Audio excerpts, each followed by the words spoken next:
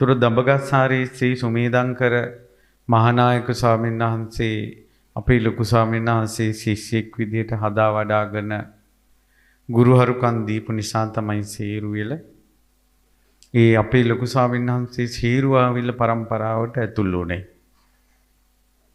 එතකොට අපේ නිකාය තමයි අමරපුර මහා නිකායේ කල්යාණ වංශ පාර්ශවය. එතකොට අපගේ කල්යාණ වංශ නිකායේ මහානායක ස්වාමීන් වහන්සේ විදිහට දඹගස්සාරී ශ්‍රී සුමේදංකර මහානායක ස්වාමීන් වහන්සේ වැඩ හිටියා. උන්වහන්සේ දොඩන්දුවේ සෛල බිම්බාරාමේ ඉඳලා එහි තමයි මේ නිකායේ මූලස්ථානය අපේ. පොත්පත් කියවලා ධාතු වංශය අහලා කියවලා සොයාගෙන ගියා සීරුවාවිල. උන්වහන්සේ විචිත්‍ර ධර්ම දේශකයන්න් වහන්සේ නම මේ ගමෙන් බිහි වෙච්ච දඹගස්සාරේ කියන වචනය මේ රටේ පැතිරුණේ සුමේදංකර නායක හමුදුරු නිසා. නැත්තම් දඹගස්සාරක් තියෙනවද දන්නේත් නැහැ. සමහර ගම්වල නම් තියෙනවා අපි දන්නේත් නැහැ. අහලත් නැහැ. දැන් ළඟදී අම්මා කෙනෙක් මට ඇවිල්ලා වැඳලා කිව්වා මං ඇහුවා මේ අය අම්මා වන්දනා කළා. මං ඇහුවා අම්මා කොහෙද කියලා. හාමුදුරනේ මම බෙහෙත් කෑවේ කිව්වා. මං ඒත් බැලුවා ඇයි මේ අම්මා බෙහෙත් කාලා තියෙන්නේ. නෑ ඒ ගමේ නම බෙහෙත් කෑව. හැබැයි ওই ගමෙන් බිහි වුණොත් රටට ජාතියට වැඩක් කරන කෙනෙක් මුළු රටේම පැතිරෙනවා බෙහෙත් කෑව. හැබැයි මන් නිසා දැන් ඒකත් පැතිරුණා. දඹගස්සාරී කියන්නේ පුංචි ගම. මාතර දික්වැල්ලේ තියෙන.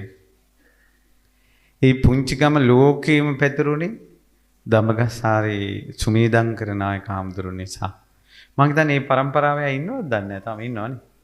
මේ පරම්පරාවේ ඥාතින් ඉන්න ඔයාලට ඔයාලගේ පරපුරේ ඉපදුන පින්වන්ත යුග පුරුෂේ. ඔයාලගේ පරම්පරාවේ ඉෂ්ට දෙවියෙ. එතකොට උන්වහන්සේ හොඳට පතපොත කියවන ශ්‍රද්ධාවන්ත හාමුදුරු නමක් විචිත්‍ර ධර්ම දේශකයන් වහන්සේ නමක්. ඒ කාර්ය හිර ගෙවල් වල බණ කියන්න හදන්න බැරිම මිනිස්සු හදන්න යවනවා කියනවා.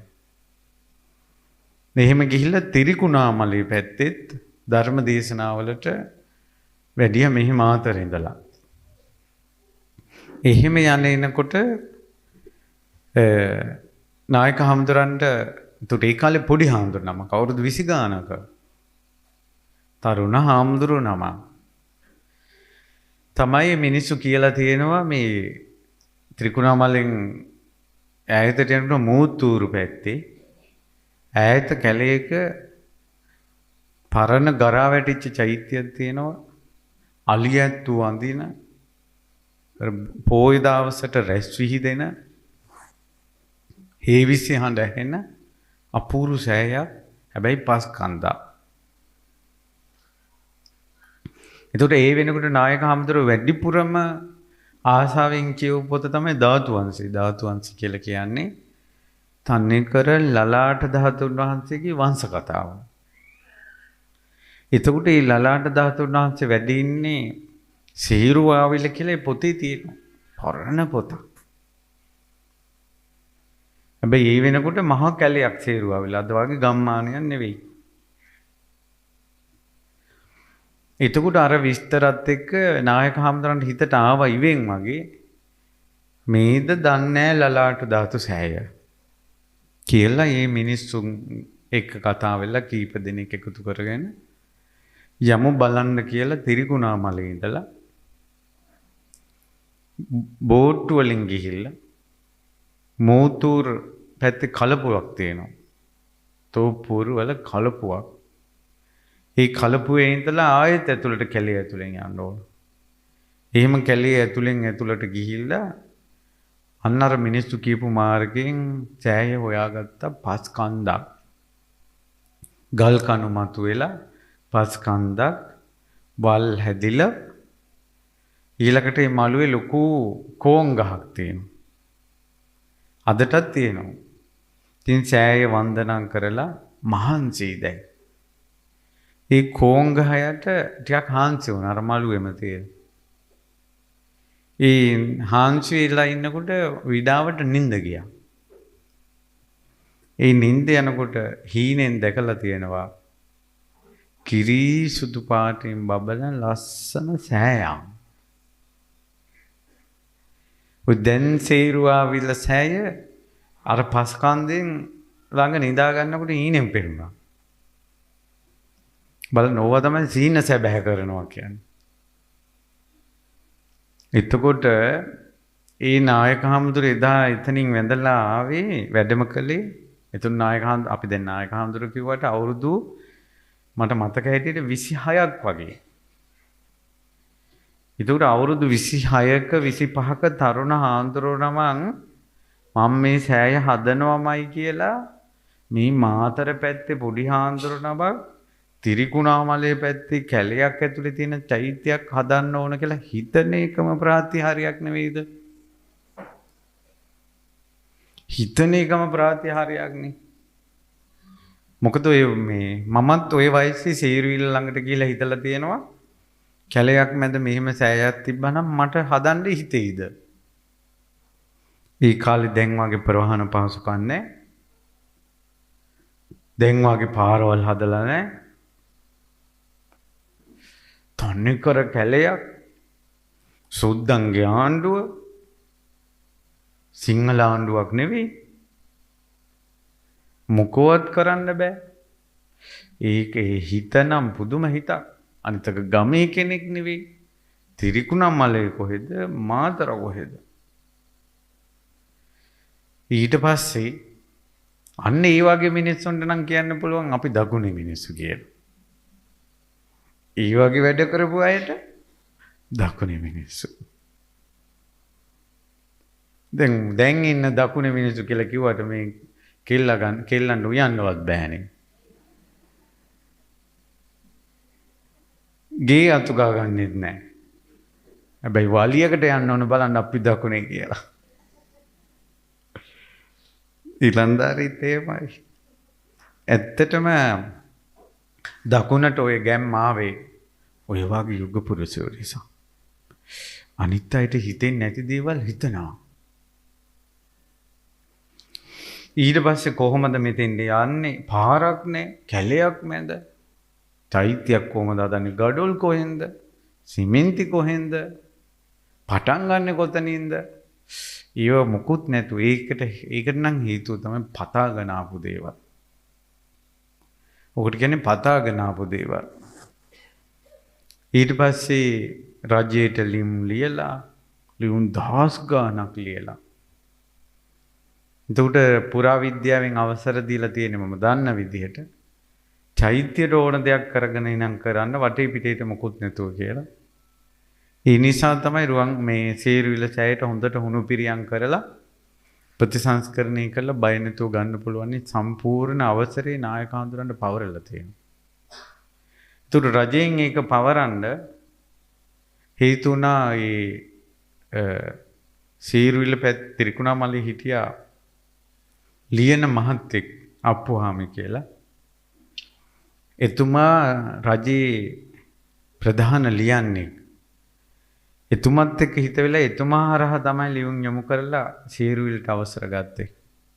ඉතින් 1970 ගණන් වල ඒ සෑය සම්පූර්ණයෙන් හදලා හරියට ඒ කැලේ වැඩ කරන්න යනකොට මැලේරියාව හැදිලා තියෙනවා. ඉතින් උන්න හැදීගෙන දොඩන්දුවට එනවා කියනවා. ඊට පස්සේ ආයෙ සනීප වුණාම ආයෙ යනවා. උන්වහන්සේ හිටපු කුටියේ හදාගත්ත කුටියේ උදේ පාන්දර නැගිටලා එළියට එනකොට දොර ඉස්සරහා පාපිස්ස වගේ වලා. උන්වහන්සේ එකපාරම දොර පොඩ්ඩක් ඇදලා ඵලයන් කියලා කියනවලු. වලා යනවලු. කවදාවත් කරදරයක් වෙලා නැහැ. අලියැත්තු සෑය වටේට එනවා. කරදරයක් වෙලා නැහැ. හරියට නායක හඳුරන්ට ඇහුණක් කියනවා පිරිත් හඬ සීරුවාවිල සෑයේ. හේවිසි හඬ ඇහිලා තියෙනවා කියලා. ඉතින් කොහොම හරි හිතා ගන්න බැරි ධෛර්යයකින් කැපවීමකින් ජීවිත පරිත්‍යාගයකින් නායක හමුදුරුවෝ සේරුවාවිල මහන්සෑය කෙරෙව්වා. දඹගස්සාරේ නායක හමුදුරුවෝ බෙහෙත් හෙද්දන්නවා. ඒ නිසා ටික ටික ගම්මුන් ඇති වෙනකොට ඒ ගම්මුන්ට බෙහෙත් දීලා තියෙන නායක හමුදුරුවෝ. නායක හමුදුරුවෝට සුදු හමුදුරුවෝ කියලා කියන්නේ. සුදුම සුදුයි. හැබැයි උපතින් නෙවෙයි ඒක. උපතින් අපේ පාට. නායක හමුදුරන්ට සර්පෙක් දෂ්ට කළා. බෙහෙත් කළ විස බැස්සුවා. නමුත් ඒ විස ක්‍රියාත්මක වුණේ මුළු ඇඟම සුදු පාට වුණා. එතකොට මේ සුදු පිටරට හාමුදුර නමක් වගේ. දඹගස්සාරේ නායක හාමුදුරුවෝ. ඊට පස්සේ අපේ ලොකු ස්වාමීන් වහන්සේ තමයි ඉතින් ওই විස්තර අපිට කියලා දෙන්නේ. නැත්නම් අම්මලා හිතයි මේ හාමුදුරුවෝත් ඒ කාලේ හිටියද දන්නේ නැහැ කියලා.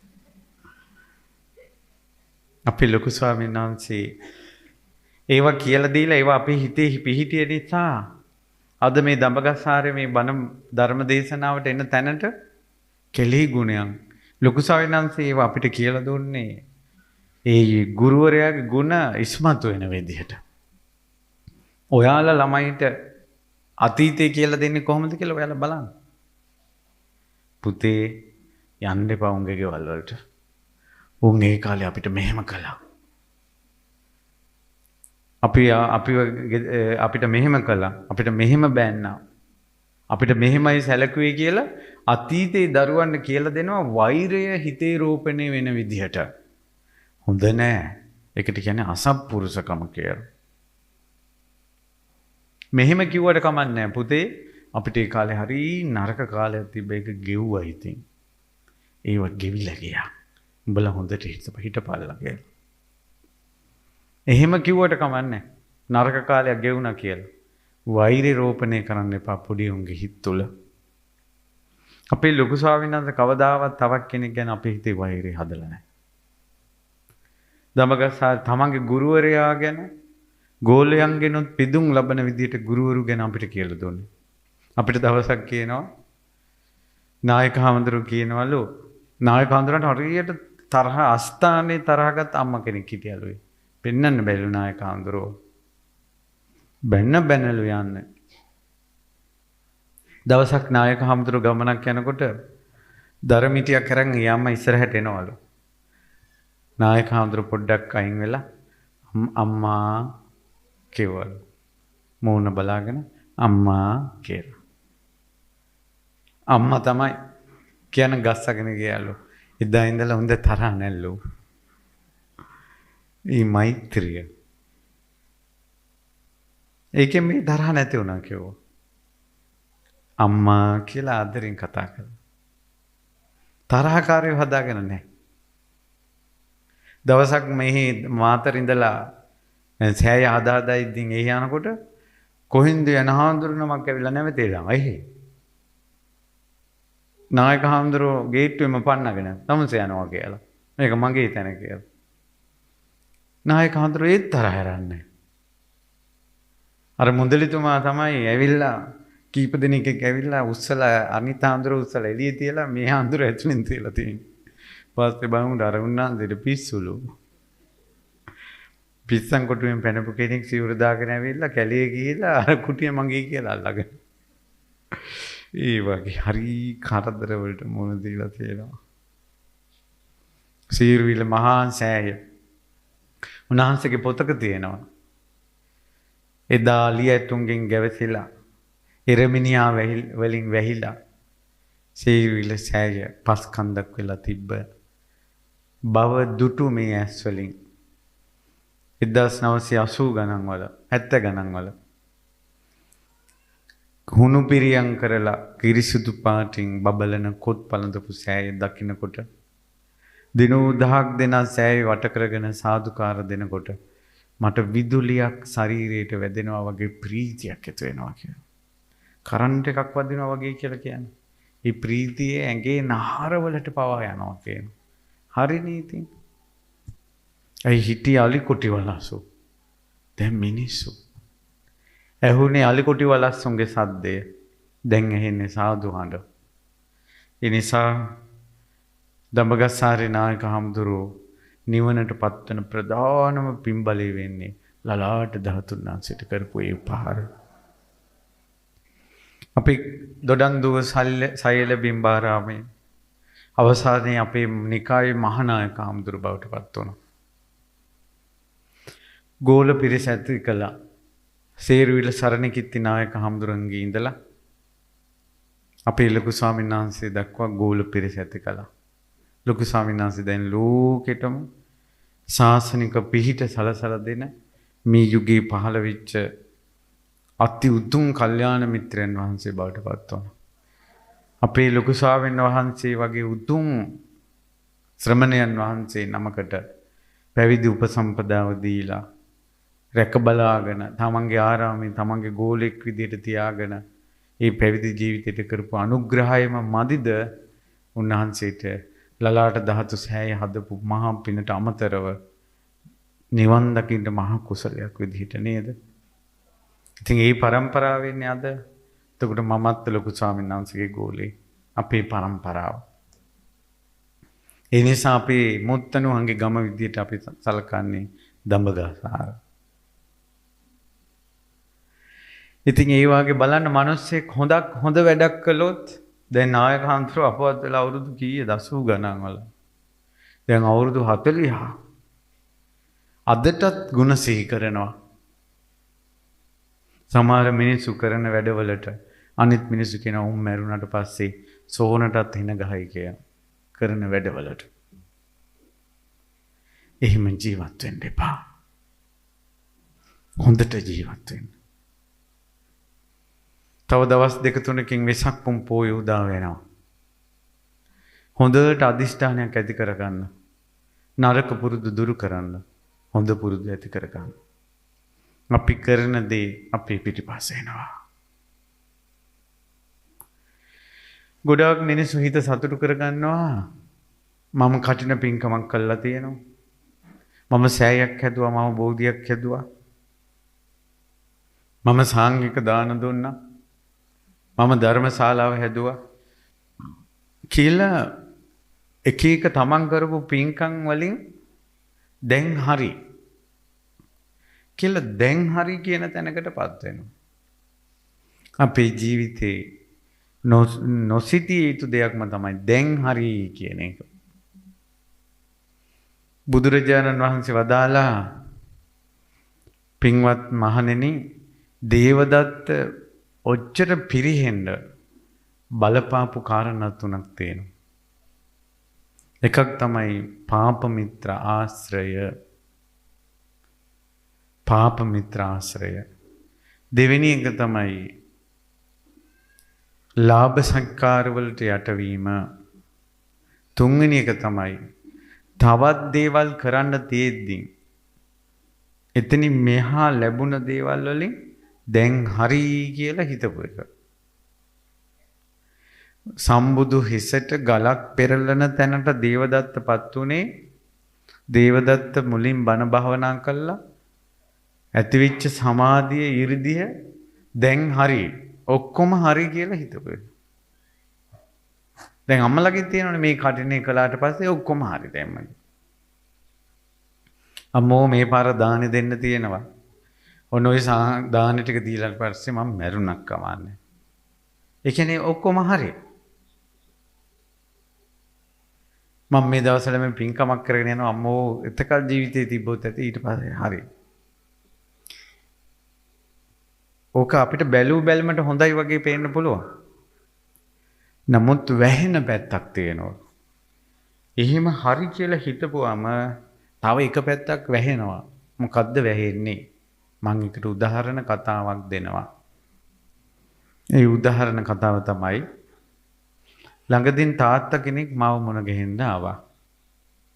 මට ඇවිල්ලා කිව්වා හාමුදුරනේ හාමුදුරුවෝ විශ්වාස කරයිද දන්නේ නැහැ. මම අසනීප වෙච්ච වෙලාවේ මම මැරුණා නම් මම බල්ලෙක් වෙලා ඉපදෙන්නේ. මං ඇහුවා මොකද්ද තාත්තා? එහෙම කියන්න හේතුව.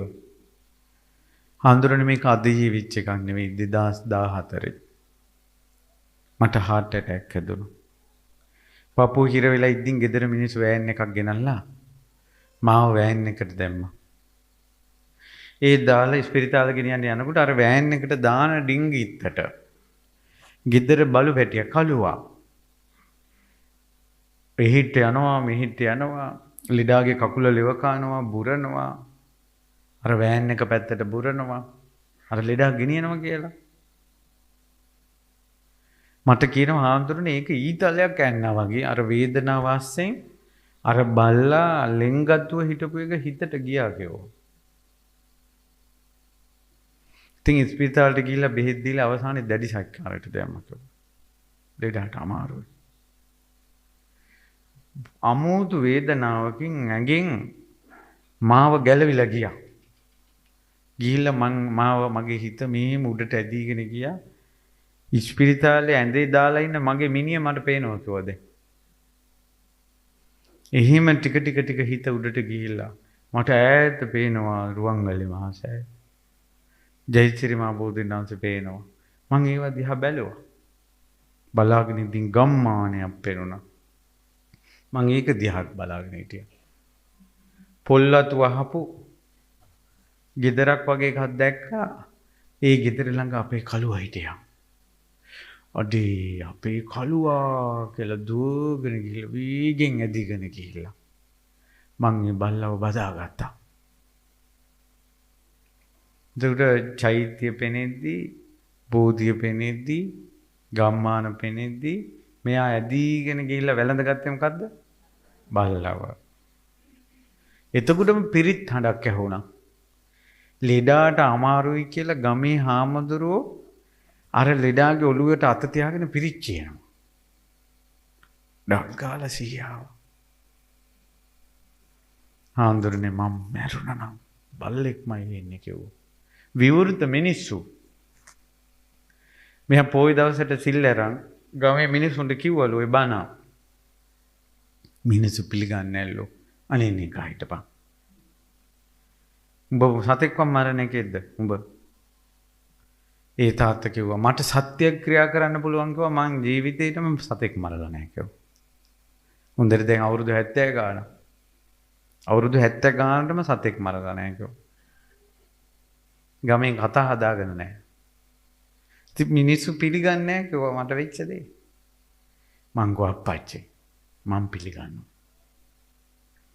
ඒකට හේතුව තමයි පින පව හොඳ නරක කර්ම විපාකය කියන එක පින යට යන පව් තියෙනවා. පව් යට යන පින් තියෙනවා. එතකොට මේ කර්ම විපාකේ හරියටම තිතට වෙන්නේ කොහොමද කියන එක බුදුරජාණන් වහන්සේ දන්න දෙයක්. ඒක බුදුරජාණන් වහන්සේට වෙනම ඥානයක් තියෙනවා. පුනිච්ච පරං සාරිපුත්ත තථාගතෝ අතීතානාගත පච්චුප්පන්නානං කම්ම සමාදානං හේතුසෝ ථානසෝ විපාකම් පටිජානාති.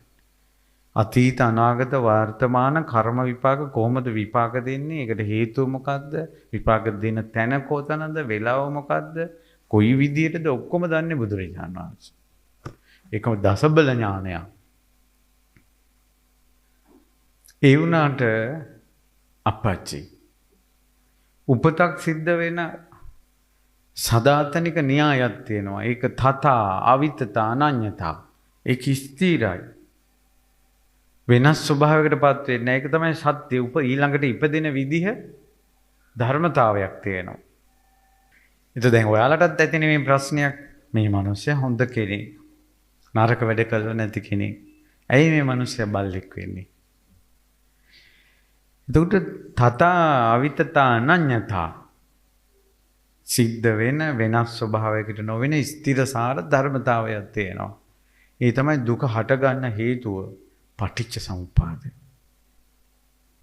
එතකොට පටිච්ච සමුප්පාදය කියන්නේ ඒක ඒ විදිහටම තමයි වෙන්නේ වෙන විදිහකට නෙවෙයි.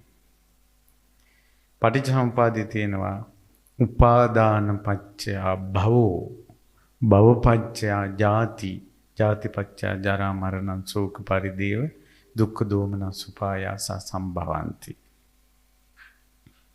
මං එවප්පච්චි. ගෙදර වැඩිපුරම ලෙන්ගතු බල්ලට නේද? එහෙමයි ආන්තරනේ. කනකොටත් බත් කටක් බල්ලට දාන්න නොදී කනකොට අමාරුයි වගේ නේද? එහෙමයි හාමුදුරනේ. කොහේ ගියත් කෝ අර මේ අපේ කළුවා කියලා බලනව නේද? එහෙමයි හාමුදුරනේ.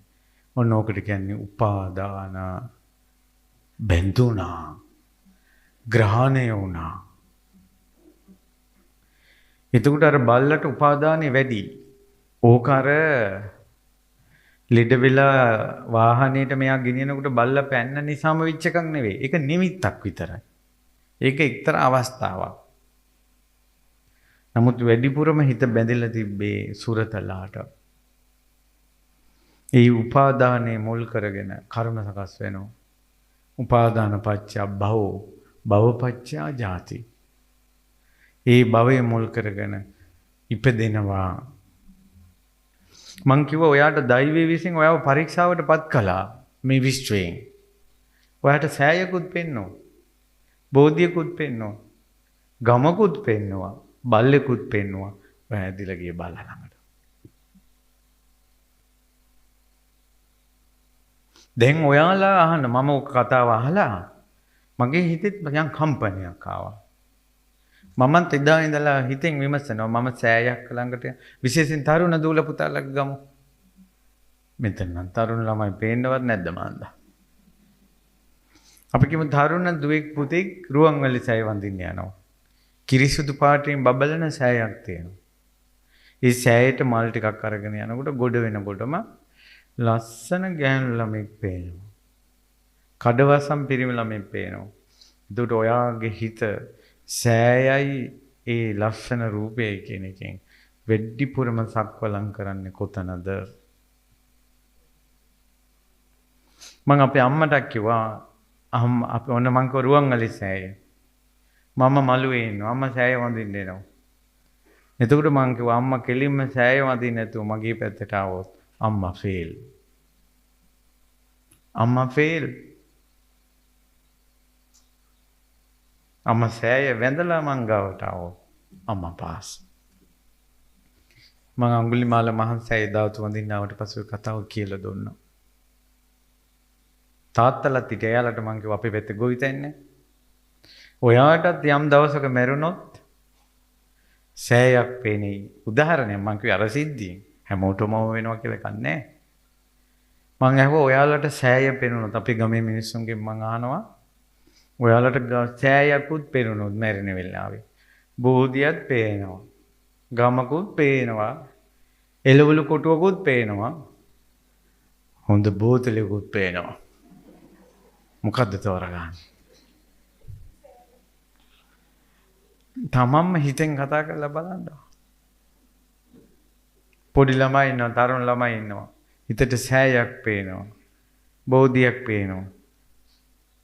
ඒ පේන දේවල් එක අපි කියමු හොඳ ස්මාර්ට්, හොඳ Apple ෆෝන් එකකුත් පේනවා. කෝකටද හිතේ? උපාදාන හිත වැඩිපුර වැඩි කරනවා. මේ අම්මලා චෛත්‍ය වඳිනවා, බෝධි වඳිනවා, ධාතුන් වහන්සේලාත් වඳින්න යනවා. ඒ කෝගමස්සේ ළමයි ගැනමයි කල්පනාව. ඒකයි ඔය ගෙවල් වලට එන්නේ උපාදාන. පින් නැතුව නෙවෙයි. හොඳලා ඉද්දින් ඇත්තටම පින් කළා. උපාදාන. ඒකට අර අපි හැම වෙලාවෙම පින්පව ගැනම හිතා ඉන්නවා. ඒක වැරදි නෑ හරි. හැබැයි උපාදාන ගැන කල්පනා නොකරන නිසා පින් කරන කෙනාටත් අතෑර ගන්න බැරුව ඉන්නවා. සමහරවිට තමන්ගේ බැඳපු මහත්ය අතෑර ගන්න බෑ. අතෑර ගන්න බෑ කියන්නේ ඩිවෝස් වෙනව නෙවෙයි. ඔළුවේ වැඩ කරන්නේ මේ මිනිහයා ගැනමයි. අනේ මන් නැති වුණොත් මෙයාට මොකද්ද කලදසාව. ওই තරුණ දූල පුතාලා ඉන්න කාලේ සමහර අම්මලා මැරෙනකොට ගොඩාක් අම්මලා ආපස්සට එනවා. ගොඩාක් කසාද බඳින්න නැතුව තනිකඩව ඉන්න දූල පුතාලාගේ පිටිපස්සේ අනිවාර්යෙන් මැරිච්ච පරාණකාරයෙක් ඉන්නවා. අර මැරෙනකොට නේ මොන්ටි යන කලදසාව මොකද්ද කියන අදහසින් මැරෙනවා. උපාදාන. ඒක නිසා තමයි කියන්නේ ඔය 1970 ගණන් වල තියෙන 80 ගණන් 60 ගණන් 70 ගණන් වල තවම සාරි චීත්ත තියෙනෝනේ මේ දඹගසාරි. පෙට්ටකමේ තියලා තියෙන්නේ. ඕක අපේ අම්මා දුන්න එකක්. එක්කෝ ඔක්කොම එකතු කරලා මේ පන්සලේ හෝල් එක කෞතුකාගාරයක් හදන්න ඕන. තවම තියාගෙන අස් කරනකොට විසික කරන්න හිතෙන්නේ නැහැ. ඉස්සර නම් අර දාන ගෙවල් වල බිත්තියට වියන් වලට හරි සාරි ගත්තා. ජහුට නටනකොට හරි ගත්තා. දැන් ඒව ගන්නෙත් නැහැ. ඒ තවම තියාගෙන ඉන්නවා අර සාරි ටික. පරණ රිදී හවඩි බුදුරජාණන් වහන්සේ කාලේ ශ්‍රමණයන් වහන්සේ නමක් වැඩ හිටියා. හරි උතුම් ශ්‍රමණයන් වහන්සේ නම බ්‍රහ්මචාරී. හොඳට භාවනා කරනවා. කුසල් කරනවා. පිණ්ඩපාතෙන් යැපෙන ප්‍රතිපදාව පුරුදු කරන හාමුදුරුවෝ නම. ඒ හාමුදුරන්ට එකම අක්කයි හිටියේ. ඒ අක්කා පිනක් කරගන්න ඕන කියලා තමන්ම මහන්සි වෙලා හාමුදුරන්ට සිවුරක් මැහුවා. ඒ සිවුර මහලා හාමුදුරන්ට ගිහිල්ලා අනේ හාමුදුරනේ ඔබ වහන්සේ නම් මහාන වුණා, ඔබ වහන්සේ ඊතර වෙයි. මේ අහිංසකේ කීට ඊතර වෙන්න මේ සිවුරවත් ඔබ වහන්සේ පිළිගෙන මට පින් දෙන්න. ඉතින් අක්කා කෙනෙක් කොහොම මල්ලිට හාමුදුරන්ට කියනකොට කොච්චර එක දැනෙනවදනේ. ඊට පස්සේ අතගාලා බැලුවා. හරි සිනිදුයි. එච්චර අගේට පිළිවෙලට සිවුරක් මහලා දීලා නැහැ කවුරුවත්. හාමුදුරුවෝ කල්පනා කළා හොඳ ශෝක සිවුර. ඉස්ස ළඟ තියාගත්තා. පොරවන්න ඕන. හොඳ සිවුරක් මට හම්බ වුණා. හරි අගේ. අභිනන්දති අභිවදති අජ්ජෝසාය තිට්ඨති. එයින් සතුටු වුණා. සතුටු වචන ප්‍රකාශ කළා. ඒ කෙරෙහි ඇල්ම බැහැගත්තා. උප්පජ්ජති නන්දී සිවුර ගැන අධික කැමැත්ත උපදුණා. තදූපාදාන ඒකම තමයි උපාදානයි. යමකට වැඩිපුරම කැමැත්ත ආසාව උපදිනවා නම් ඒක තමයි උපාදානය. උපාදාන පත්‍ය භවෝ එතන තමයි කර්ම සකස් වෙන්නේ ඉපදෙන්න. ඉපදීම උපතක් වෙනස කර්ම සකස් වෙන ස්වභාවයට කියන නම තමයි භවය. භවපච්චා ජාති ඊට අනුපදිනවා. අනේදාරය හාමුදුරුවෝ අසනීපයක් ඇදලා අපවත් වුණා. සිවුරෙම උපන්න කාවෙක් වෙලා. ගෙවල් දොරවල් අතහැරපු හාමුදුරුවෝ නම. බ්‍රහ්මචාරී. වල් ජීවිත නරක ජීවිත කැත ජීවිත නැහැ. බ්‍රහ්මචාරී. බුදු සමිඳු දැක්ක කෙනෙක්. බ්‍රහ්මස්වරයෙන් බණ අහපු කෙනෙක්. නිවන් දකින්න හිතාගෙන හිටපු කෙනෙක්. සිවුරට ආසාවෙන් සිවුරේ කාවෙක් වුණා. ඊට පස්සේ ඒ හාමුදුරන්ගේ ආදාන කටයුතු කරලා ආරාමේ අනිත් හාමුදුරුවෝ කිව්වා අර කුටි අලුත් සිවුරක් තියෙනවනේ. ඕන කවුරු හරි ඔක ගන්න.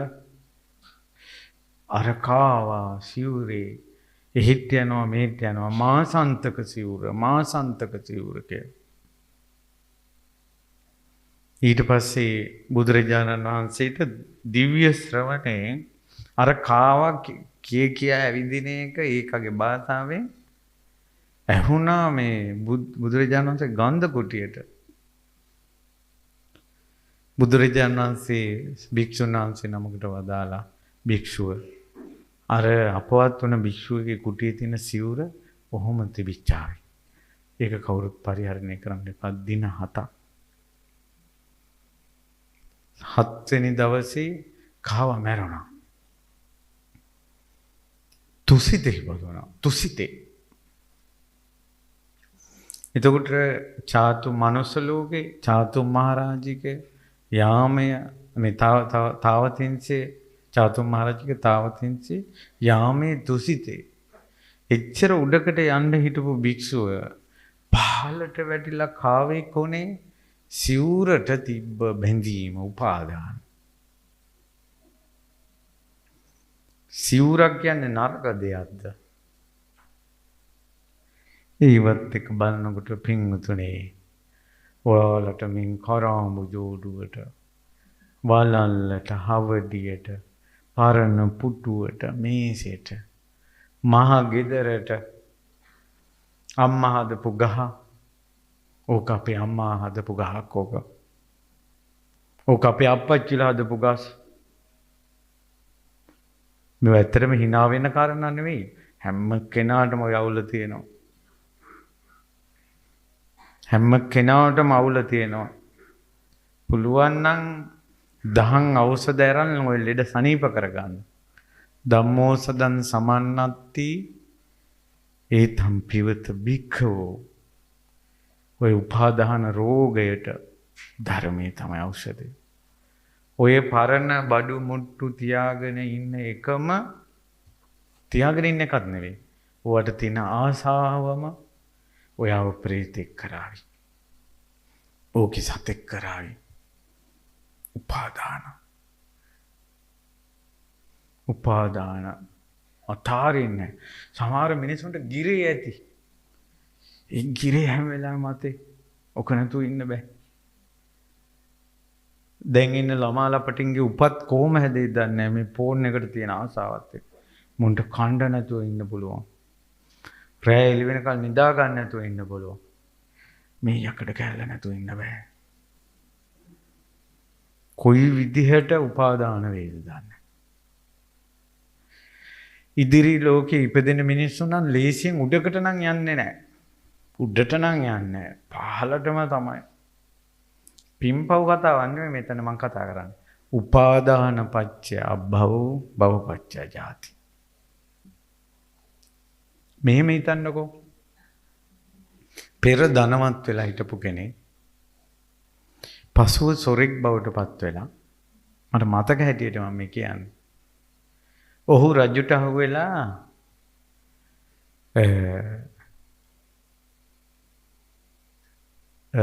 කොහොම හරි මට මතක හැටියට මම කියන්නේ කොහොම හරි මැරෙනවා. මැරෙන්න කලින් එයාට දානයක් පූජා කරගන්න ලැබෙනවා මුගලන් මහරහතන් වහන්සේට. ඒ දානේ පූජා කරන්න ලැබුණේ එයාට ඒ දාන වස්තුවක්. රොටි හරි අග්ගල හරි පාරේ ගිය කෙල්ලෙක් දුන්නා.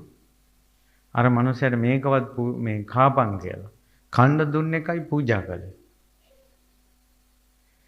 එතකොට මෙයා කල්පනා කළා අනේ රහතන් වහන්සේ නමකට මං දන් දුන්නා කියලා සතුටු වුණා. ඒ පිනෙම්ම මෙයාට සුගතිය සැකසුණා. හැබැයි ඒත් එකම හිතුවා මට අම්මා තාත්තවත් නොකරපු උදව්වක් අනේ අරයන්ි කළේ. එයා මට කොච්චර හොඳ දෙයක්ද කළේ කියලා එයා ගැනම ඔළුවට එනවා. හොඳ දෙයක් තමයි කල්පනා කළේ. නමුත් උපාදානය එතනයි. අර උදව් කරපු කෙනාම දැන් බලන්නකො කෙලෙහි ගුණයයි උපාදානයයි පටලවනවා. කෙලෙහි ගුණ කියලා කියන්නේ පෙරේත කමෙන් හිතන එක නෙවෙයි.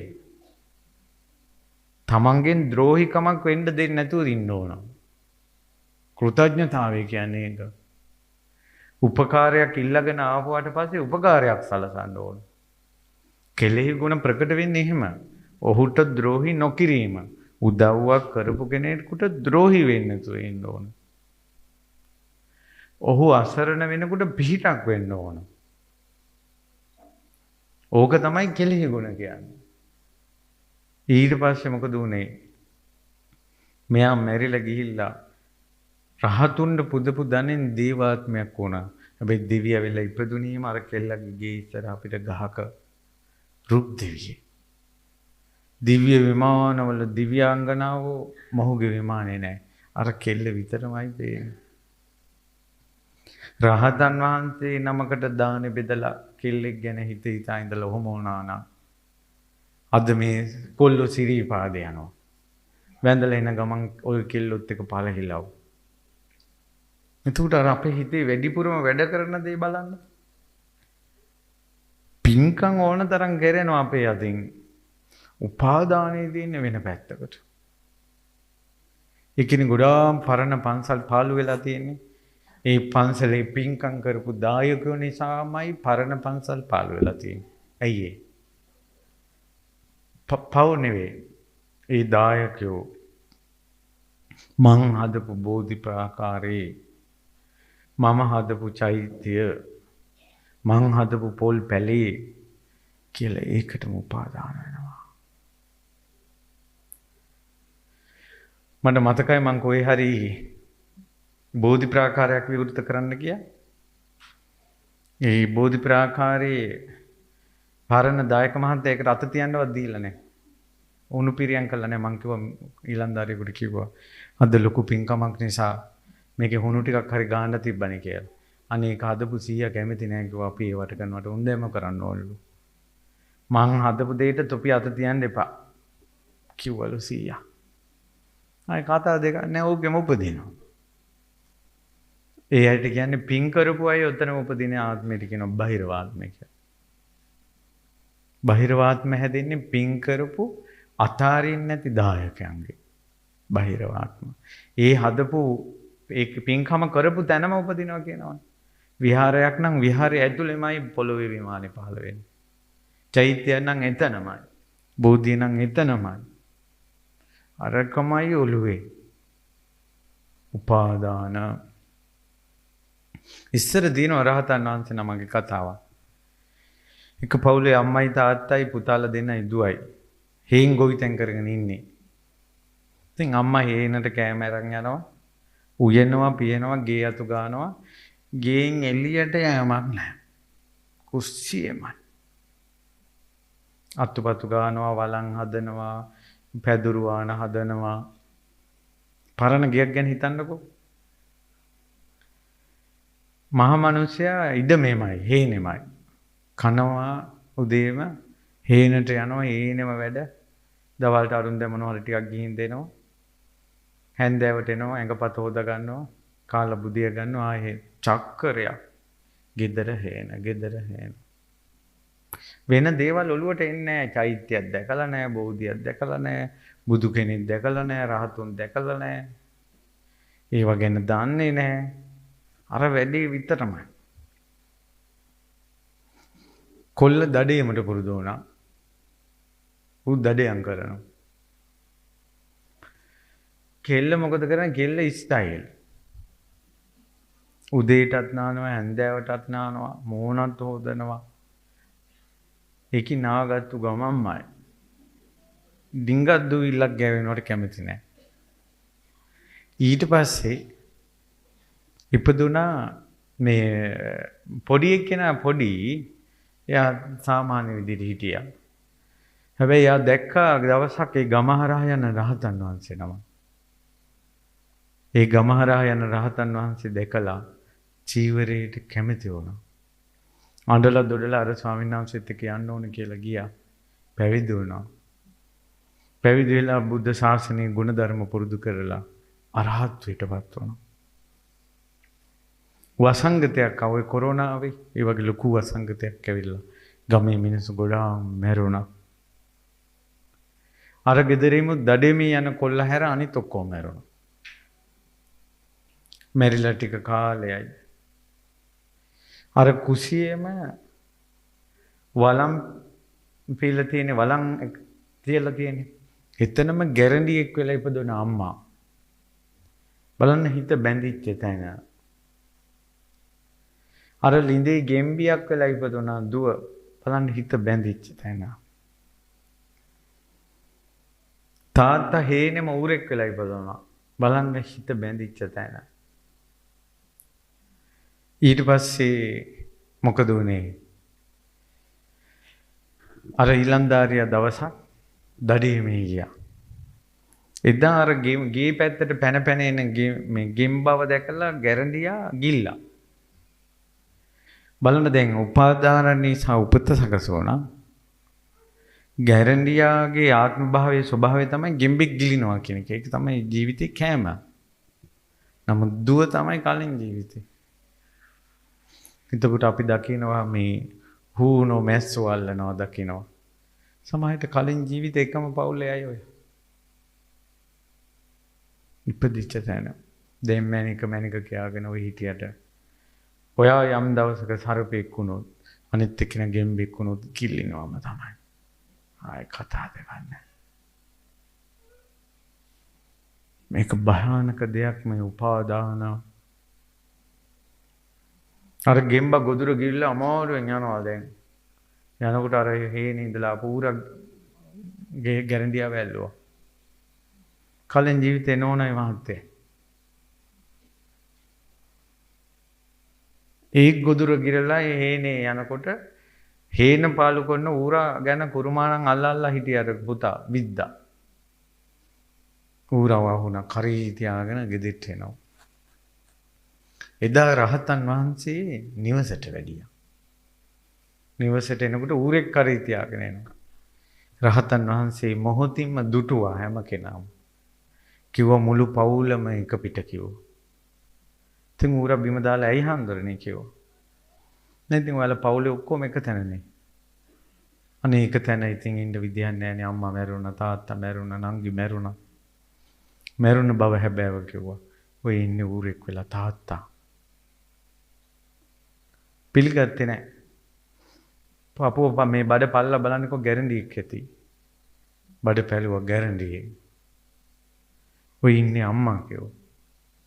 ඔය බඩ බලන්නකෝ ගෙම්බෙක් ඇති නැගණිය කිව්වා. තේරුණා මේක තේරුණා. බිය වුණා සසරට. දැන් ඔය සමහර අම්මලා ඔය කතාවක් කියනකොට hina යන්නේ. ඔයාලා hina වුණාට ඒ වෙලාවට මගේ හිත කියනවා එයාට බන තේරුන්නේ නැහැ. මේක ඇත්තටම මම අතිශයින් බය වෙච්ච කාරණාවක් මම මේ කියන්න හදන්නේ මේ උපාදානය කියන්නේ. ඔයාලා ගෙවල් වල පොන්චි දෙය ඇති අතහැර ගන්න බැරුව ඔයාට. ඕකම ඔයාව අරන් එයියොත් එන්න. ඊට පස්සේ අර එයාට සසර බය දැනුණා. අර වැද්ද ස්වාමීන් වහන්සේ ළඟ මහාන වුණා. ඔහුත් මේ ධර්මයේ සුවේ වින්දා. ඊතර වුණා. උපාදාන මේ ලෝකෙන් මැරෙනකොට ඔයා නැතුව මට බෑ කියලා එකම චරිතයක්වත් තියාගන්න එපා. යුතුයකම් ඉෂ්ට කරලා ඉවර කරන්න. කිසි කෙනෙක් පතන්න එපා. අපි මැරිලා යන ගමනේදී අහවල් ගෙවල් දොරවල් ඔයාලගේ තියෙන අපේ දරුවන්ටත් ඉන්න එපයි කියලා නෙවෙයි ගෙවල් හැදුවේ. දැන් දරුවෝ ලොකුයි. උන් මේවා වෙනස් කරගත්තා. මම මැරෙන්නට පස්සේ ඕන එකක් කරගනින්නලා මං ඉන්නකල් මේවට අත තියන්න එපා කියන උන් දැන් එනවා මම තමයි ආයේ කතා දෙකක් නැහැ. මට හාමුදුරන මම මුණ ගැහුණා මට කියනවා හාමුදුරනේ අපි ගේ පරණයි මේ හුණු ටිකක්වත් ගන්න විදියක් නැහැ නේ කිව්වා. මං ඇහුවයි කියලා. ගේ සුද්ධ කළා හුණු ටිකක් ගන්න හදනකොටම ගෙදර එක්කෙනෙක් කාරුඩ වෙනවලු. මැරි චාච්චි. අත තියන්න එපා කියනවලු ගෙට. ඔය ගෙවල් වල තියෙන සෝෆා සෙට් ගෙනල්ලා රවුම් කරලා තියෙන එකෙකුට ඉඳ ගන්න දෙන්නේ නැහැ. ඔව්. හිතේ තියෙන කොම්මැහිකම කොහොමද? මනුස්සයෙකුට ඉඳ ගන්න දෙන්නේ නැහැ පුටුවක්. නමුත් පින්කම් කරන මිනිස්සු උපාදානය වෙන තැනක. ඒ නිසා පින්පව් ගැන හිතනවා වගේම මේ පටිච්ච සමුප්පාදය ගැන. සමහරට අවිද්‍යාව කියන එක තේරෙන්නේ නැතුව ඇති. සංස්කාර කියන එක තේරෙන්නේ නැතුව ඇති. විඥානය කියන එක තේරෙන්නේ නැතුව ඇති. නාම රූපේ කියන එක තේරෙන්නේ නැතුව ඇති. සලආයතන මේ ඇස කන නාසය දිවකය මනස. ඒවට අහන දැනෙන පෙනෙන දේවල්. ඒවට ආසාව ඇති වෙන හැටි. ඒ ආසාව ඇති වෙන දේවල් වලට උපාදාන වෙන හැටි ග්‍රහණය වෙන හැටි. ඔන්න උතන තමයි භව චක්‍රේ අපිට ප්‍රකට වෙන තැන. ඊට පස්සේ කර්ම සකස් වෙනවා. ඒ අනුව උපදිනවා. ඒ නිසා ඔයන්ටත් ඔය අත්දැකීම આવොත් ඔයත් මැරෙන්න ගිහිල්ලා දෛවී විසින් සමහරට ඔයව පරීක්ෂා කරાવી. ඡායක් පෙනේවි, බෝධියක් පෙනේවි. ඒකනේ සමහරට වැස්ස තියෙද්දී සමහර අම්මලා සමහර තාත්තලා එනවා බණ අහන්න. ඒ කියන්නේ වැස්සට යාගේ කැමැත්ත නතර කරන්න බෑ ධර්ම ශ්‍රවණයට තියන. ඒ ධර්ම ශ්‍රවණේ ඒ කියන්නේ වැස්සාවත් කරදරාවත් ඒ පිටත් බණ අහන් දෙනවා කියනකොට එයාගේ චේතනාව ප්‍රබලයි. එයාට එයාගේ හිත gedara රඳින්නේ නැහැ. නෑ දැයෝ ළඟ රඳින්නේ නෑ. දැන් අර බලු පෙටිය කිසි ඉතින් ඒ තාත්තා කියනවා ඒ බල්ලා නම් දැන් මැරුණා කිව්වා අම්මෝ ගෙදර සතෙක් නම් හදන්නේ නෑ කිව්වා. හැබැයි මෙයා සතෙක් හදන්නේ නෑ කියන තීරණයට ආවට පස්සේ ආගෙන බලු පැටව පූස් පැටව ගෙදෙට්ට එනවලු. බලන්න යමකින් අපි අත්හරින්න හදනකොට ඒකම ආය අපිට එනවා. ලීසි නෑ මේක. එතකොට ඒ කර්ම චක්‍රයෙන්ම එතකොට හිතෙනවා සර බල්ලෙක් ගෙදර හිටියා නම් මේ ඉන්න වල් බල්ලෝ ගෙදෙට්ට එද්දි නෑ කියලා ආයෙ බලු පැටියක් හදනවා. මේකෙන් ගැලවෙන්න පුළුවන්ද කියන්නකෝ? සංසාරේ. ඒ නිසා පොඩ්ඩක් අත්හැරීම කියන එකත් පුරුදු කරන්න.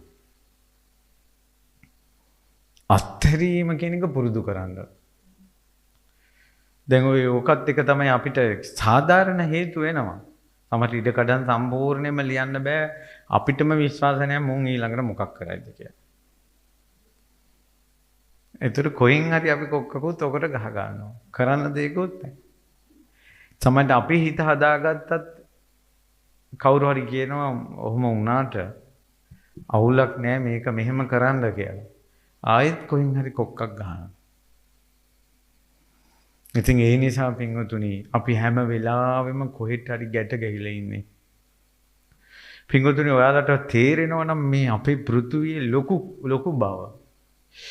මේ රට වටේ ලෝක වටේ යන කෙනෙක් දන්නවා මේ පෘථුවිය කොච්චර විශාලයිද කියලා. සමහර රටවල් වල අපි කියමු ඕස්ට්‍රේලියාව කියලා.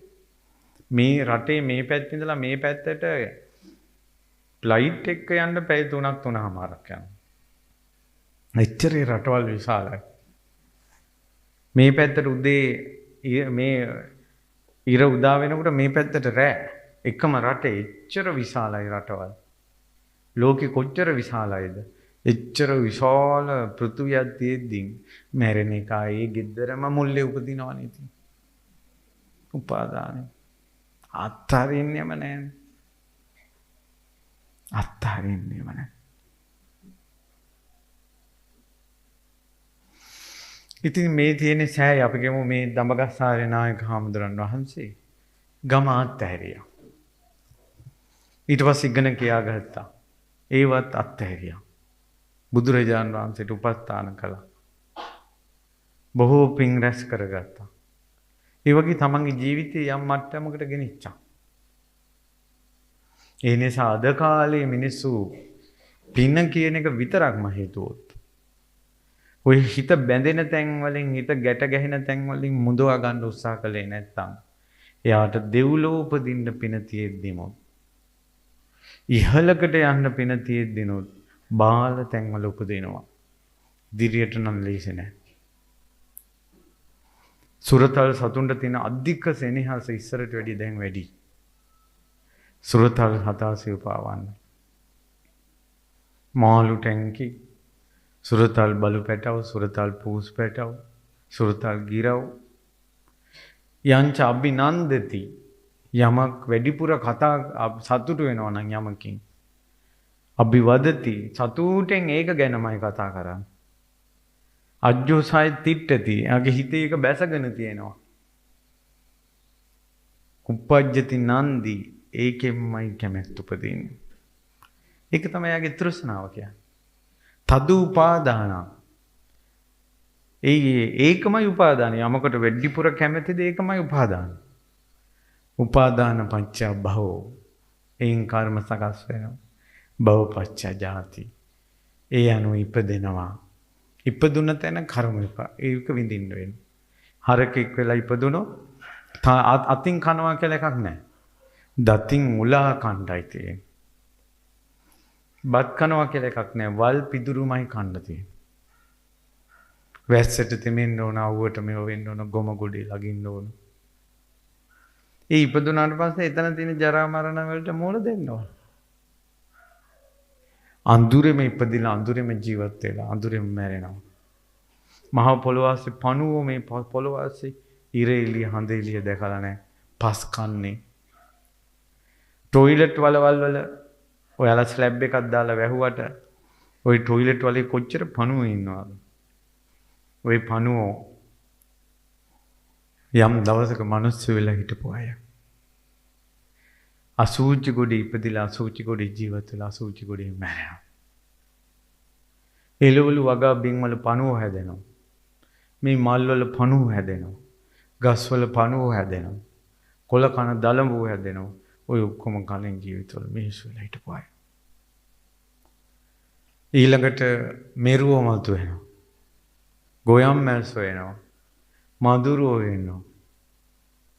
ඉඳුල් ගන්න තැන ඉඳුල් පණුවෝ ඉන්නවා. මැස්සෝ ඉන්නවා. නිල මැස්සෝ ඉන්නවා. අසූචි ගොඩකම වහන නිල මැස්සෝ ඉන්නවා. උන් කවදාවත් මලක වහන්නේ නැහැ. කක්ක ගොඩකමයි වහන්නේ. ඒ නිල මැස්සෙක් ළඟින් ගියත් ඊළඟට අපි බලන්නේ කොහේ හරි කක්කවක් තියනවද කියලා. ජරා ගොඩක් තියනවද කියලා. ජරා ගොඩේ සංකේතය තමයි නිල මැස්සා. ඒ කලින් ජීවිතවල මිනිස්සු වෙලා හිටපු අය. සසර ආනෝකෙන් මිදෙන්න නම් බුදුරජාණන් වහන්සේ සරණ යන්න ඕන. බුදුරජාණන් වහන්සේ මහා කරුණාවන්තයි. දැන් මේ දවස්වල මේ මෙහිම ගියා කියවනේ අඟුලිමාල සෑය වන්දනාව. අඟුලිමාල සෑය ධාතු වන්දනාව තිබ්බා. තවම තියෙනවා මේ දවස්වල මෙහිම ගියා. ඒ එන මිනිස්සුන්ට දන්සල් දැන් ටික ටික දන්සල් වැඩි. අයිස්ක්‍රීම් දන්සල්, කුරක්කන් කැඳ දන්සල්, කෑම දන්සල්. මං කල්පනා කළා ධාතුන් වහන්සේ නමක් වැඩම කරපු නිසා කී දෙනෙකුට කන්න ලැබෙනවද? ලොකු දේවල් නෙවෙයි නිකන් පොඩි දෙයක් ගැන හිතන්නකො කී දෙනෙකුට කන්න ලැබෙනවා. ඊළඟට මල් දන්සල මල් ලැබෙනවා මල් දෙනවා. එක ධාතුන් වහන්සේ නමකට කොච්චර මල් ලැබෙනවද? ගහක පිපෙන දී පිපෙන මල් ඒවා ගෙනල්ලා මිනිස්සු දීලා කරගන්න පින්. බුදු කෙනෙක් කොයිතරම් කරුණාවන්තද? බුදු කෙනෙක් කොච්චර කරුණාවන්තද? ධාතුන් වහන්සේලා බින්දින්න අදිෂ්ඨාන කළේ කරුණාවෙන්. මිනිස්සු දෙම් මොනවත් නැතත් බට්ටියක් හරි කාලා යනවා. ඇස් වලින් දැකත් ගන්නවා, වැඳ පුදත් ගන්නවා. නොදැන වැඳත් වඳින්නේ බුදු කෙනෙකුට නිසා. මහා පින් රැස් වෙනවා. බුදු කරුණාව. ඒ නිසා බුදුරජාණන් වහන්සේ ගැන අන්න බුදුරජාණන් වහන්සේ ගැන ඇල්ම, බුදුරජාණන් වහන්සේ ගැන තියෙන කරුණා, මේ සෙනෙහස, අන්න ඒ උපාදානේ නම් ඔබ දුකටපත් කරන්නේ නැහැ. එක දෙවි කෙනෙක් කියනවා සහක වෙන්න ඕන. ඒ දෙවිය මනුස්ස ලෝකෙදී සෑහීමකටපත් උන්නේ නැහැ කියන බුදුරජාණන් වහන්සේ දැකලා සෑහීමකටපත් උන්නේ නැහැ කියන. ධර්මයේ අහලා සෑහීමකටපත් උන්නේ නැහැ කියන. සංඝයාට උපස්ථාන කළා සෑහීමකටපත් උන්නේ නැහැ කියන. ඇයි එතන බුදුරජාණන් වහන්සේට තියෙන අධික සෙනෙහස පෙරේතේ භූතේ කරවන්නේ නැත්තේ? අපි යමකට තියෙන උපාදානයට අපි කැරකිලා ඉන්නේ ඒක පිහිටලා තිබ්බොත්.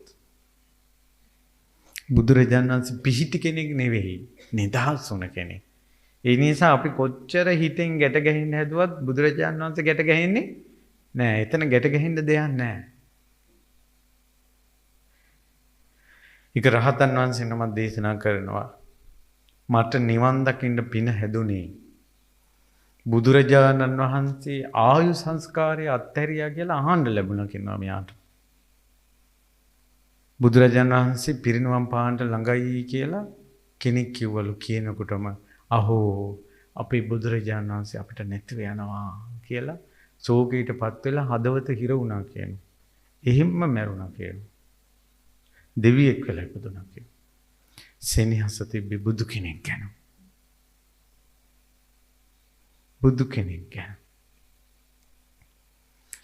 ගස්වල මල් පිපිලා අනිත් අය හරි සතුටින් කෑ ගැහුවා කියනවා. මෙයා ඇහුවා කියනවා ඇයි ඔබ ඔච්චර උද්දාමයටපත් වෙන්නේ?